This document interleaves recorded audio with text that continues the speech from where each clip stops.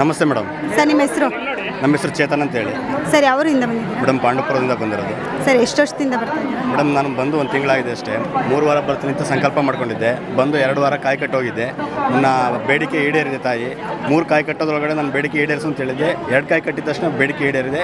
ಇವತ್ತು ಒಂದು ಭೀಮ್ ಅಮಾವಾಸ್ಯೆ ಪ್ರಯುಕ್ತ ಒಂದು ವಿಶೇಷ ಜಾತ್ರೆ ಇರೋದ್ರಿಂದ ಇವತ್ತು 3ನೇ ಕಾಯಿ ಕಟ್ಟಿ ನಾನು ದೇವರ ದರ್ಶನವನ್ನು ಪಡೋಣ ಅಂತೇಳಿ ಬಂದಿದ್ದೀನಿ. ನಿಜಕ್ಕೂ ಈ ಕ್ಷೇತ್ರದಲ್ಲಿ ತುಂಬ ಪವಾಡ ಇದೆ, ತುಂಬ ಸತ್ಯ ಇದೆ. ಯಾವುದೇ ಇಲ್ಲಿನ ಗುರುಗಳು ಯಾವುದೇ ಹಣಕ್ಕಾಸೆ ಪಡಲ್ಲ. ಇಲ್ಲಿನ ದೇವರ ಸೇವೆಗೋಸ್ಕರ, ಒಂದು ಭಕ್ತರಿಗೋಸ್ಕರ ಒಂದು ಕರ್ತವ್ಯನ ನಿರ್ವಹಿಸ್ತಾ ಇದ್ದಾರೆ. ಈ ಕ್ಷೇತ್ರ ನಿಜಕ್ಕೂ ಪವಾಡ. ಈ ಪವಾಡ ಇರೋದಕ್ಕೆ ಇಷ್ಟಕ್ಕೊಂದು ಭಕ್ತ ಸಾಗರ ಸೇರಿರೋದು ಅಂತ ನಾವು ಇವತ್ತು ನೋಡ್ಬೋದು. ಸರ್ ಎಷ್ಟು ವರ್ಷದಿಂದ ಬರ್ತಾ ಇದ್ದೀರಾ? ಮೇಡಮ್ ಒಂದು ತಿಂಗಳಾಯ್ತು ಅಷ್ಟೇ ನಾನು ಬಂದು. ನಂತರ 15 ದಿನದಲ್ಲೇ ದೇವಿ ನನ್ನ ಕೋರಿಕೆಯನ್ನು ಈಡೇರಿಸಿದ್ದಾಳೆ. ಅಂದ್ಕೊಂಡು ಖಂಡಿತ ಆಗಿದೆ. ನನ್ನ ಅದು ವೈಯಕ್ತಿಕ ಸಮಸ್ಯೆ ಇತ್ತು, ಅದು ಈಡೇರಿದೆ ಖಂಡಿತವಾಗಿ.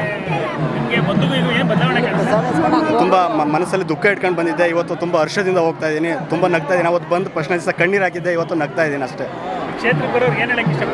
ಕ್ಷೇತ್ರಕ್ಕೆ ಬರೋರಿಗೆ ಏನಪ್ಪ ಅಂದರೆ ಭಕ್ತಿಯಿಂದ ಬನ್ನಿ. ಭಕ್ತಿಯಿಂದ ಬಂದರೆ ನಿಜವಾಗ್ಲೂ ಖಂಡಿತ ಈಡೇರಿಸ್ತಾರೆ. ಯಾವುದೋ ಸುಮ್ಮನೆ ಬೂಟಾಟಿಕೆಯಿಂದ ನಾವು ಬರ್ತೀವಿ ಕಾಯಿ ಕಟ್ತೀವಿ ಅಂದರೆ ಆಗಲ್ಲ. ಭಕ್ತಿಯಿಂದ ಬನ್ನಿ, ನಿಜವಾಗ್ಲೂ ದೇವತೆ ಶಕ್ತಿ ಇದೆ.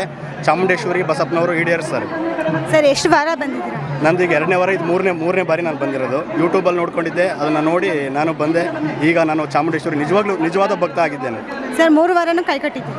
2 ವಾರ ಕಟ್ಟಿದೆ. ಈ ವಾರ ಕಟ್ಟಬೇಕು ಅಂತ ಅಂದ್ಕೊಂಡಿದ್ದೆ, ಬಟ್ ಇಲ್ಲಿ ಕಟ್ಟೋದಕ್ಕೆ ಈ ವಾರ ಜಾತ್ರಾ ಪ್ರಯುಕ್ತ ದಟ್ಟಣೆ ಜಾಸ್ತಿ ಇರೋದ್ರಿಂದ ಕಟ್ಟೋದಕ್ಕೆ ಅವಕಾಶ ಆಗಿಲ್ಲ. Okay sir, thank you sir. Thank you. ಒಳ್ಳೆ